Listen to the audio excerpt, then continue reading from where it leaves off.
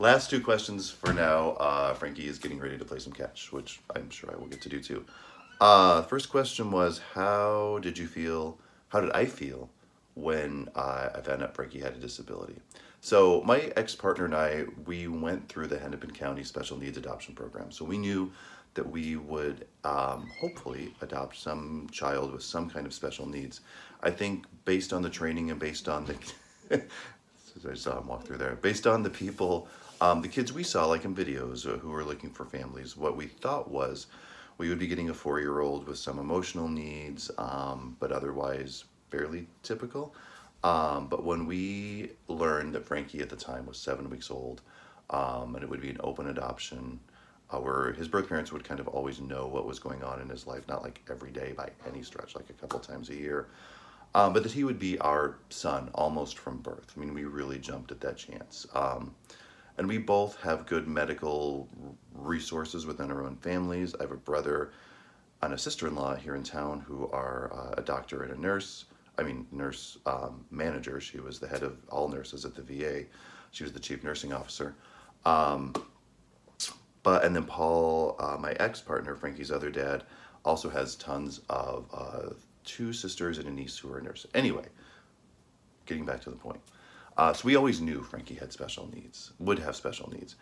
When we met him, when I first held him, he had a feeding tube and a trach and about 100 wires going between him and different machines. And when we brought him home, he had a trach, he had a feeding tube, was on 10 different medications.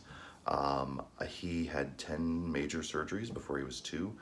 I've lost track, not to be dramatic, but it's just that almost every year, every other year, Frankie's jaw opens like maybe this much. So to do a dental cleaning, we need to go in and have him put under anesthesia so they can put some, whatever they do. They have some medicines to help him open his jaw. They probably spread, anyway. Frankie's had a lot of surgeries. Backlight, please. Thank you.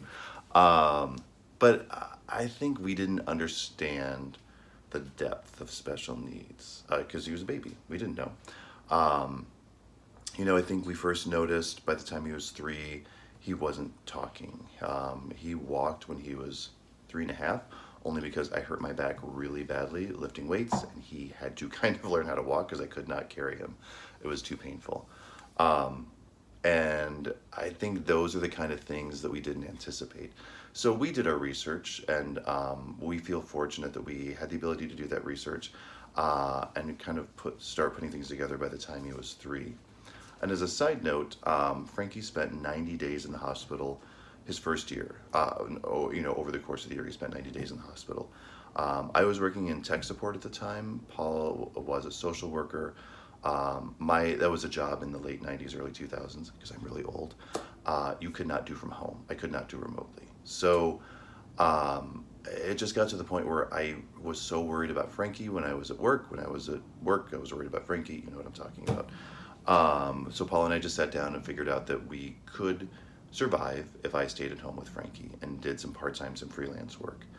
And that, I think, not that it made a huge difference in Frankie's life, because I don't know what kind of childcare we would have had for him if we had not had that one-on-one time, and especially going through a couple medical emergencies, being able to get him to physical therapy, speech therapy, occupational therapy, feeding therapy. I don't know how I would have managed that with a full-time job. So it's been really important. I think I talked about this a little bit in a previous question too, about I still have to fight that battle of not matching Frankie against typical kids, even typical teenagers, typical 20-year-olds, because he's on his own path, Um, it's just a beautiful thing. We go to church, and so many people tell him that he brings a lot of joy. Um, and yeah, I wish we were talking about colleges. I wish we were talking about jobs. I wish we were talking about girls he liked, if he was gay, if it was boys he liked. Sure, but I also am thrilled that he loves to travel. We've been to DC, we've been to New York, we go to Wisconsin Dells because we both love that. Um, he's really athletic. He loves basketball. He loves baseball. He loves skiing. He loves water skiing. Not much phases him. you know? Um, I will tell you a quick story. I know I have a whole other question to get to, but one of my bosses at work was dealing with her son was a teenager, and whoever their football rivals were, blah blah blah blah, in high school. He went on Facebook and said this team, blah, blah, blah, their rival team sucks, or I think it was actually much worse. Can suck, you know what I'm saying? Um, and of course, he got suspended for a couple days. And then a couple weeks after that, in his senior year, he put nude photos of himself at a pool party on Instagram and got suspended for a couple days. And I said, Kristen, I will deal with this anytime because I don't have to deal with that.